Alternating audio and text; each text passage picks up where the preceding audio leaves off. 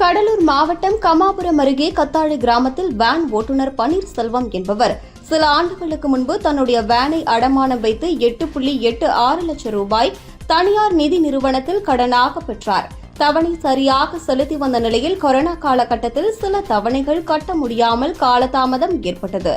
இதனிடையே தனியார் நிதி நிறுவனத்தின் பணம் வசூலித்தவர்கள் வசூலித்த பணத்தை மோசடியாக செயல்பட்டு 8.86 லட்சம் ரூபாய் அசல் பணத்திற்கு இதுவரை பன்னீர்செல்வம் சுமார் 17 லட்சம் ரூபாய் வரை பணம் கட்ட சொல்லி வசூல் செய்துள்ளார். இவ்வாறு வசூல் செய்யப்பட்ட பணத்தில் தனியார் நிதி நிறுவனத்தின் வாங்கிய கடனுக்காக வரவு 1.90 லட்சம் வரை மட்டுமே கணக்கில் வரவு வைக்கப்பட்டுள்ளது என்பது குறிப்பிடத்தக்கது. மேலும் தற்போது இன்னமும் 6.5 லட்சம் ரூபாய் பணம் கட்ட வேண்டும் என தனியார் நிதி நிறுவனம் மற்றும் நிதி நிறுவனத்தின் பணியாளர்கள் அவர்களுக்கு மன உளைச்சலையும் வேதனையும் ஏற்படுத்தி வருகின்றனர். இதுகுறித்து புகார் அளித்த நிலையில் காவல்துறையும் நடவடிக்கை எடுக்கவில்லை என வேதனை அடைந்துள்ளனர். மேலும் தனியார் நிதி நிறுவனம் தன்னுடைய வேனை எந்தவித சட்டப்பூர்வமான அறிவிப்பும் கொடுக்காமல் வீட்டில் நிறுத்தியிருந்ததை கடத்தி சென்றதையும் குறிப்பிட்ட பன்னீர்செல்வம் அதனை மீட்க கடுமையாக போராடி மீட்டும் வந்துள்ளார்.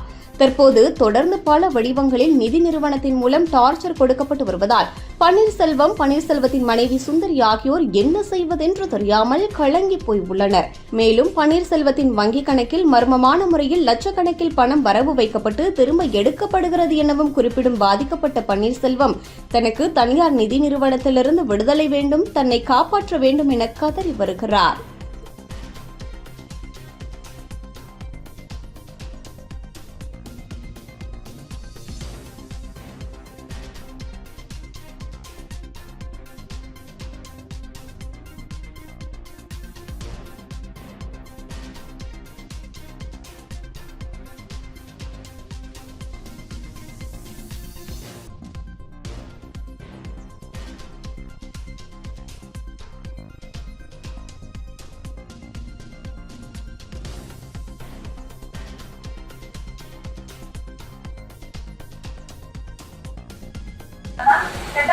வரணும் அப்படின்ட்டாங்க.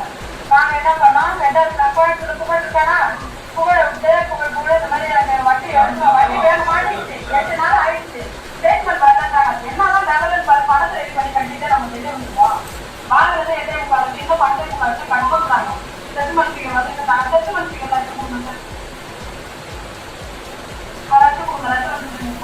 அது வாங்கி அது அவங்களுடைய வாங்குறது 8.86 இன்னும் 12 எப்படிதான் கட்ட முடியும்?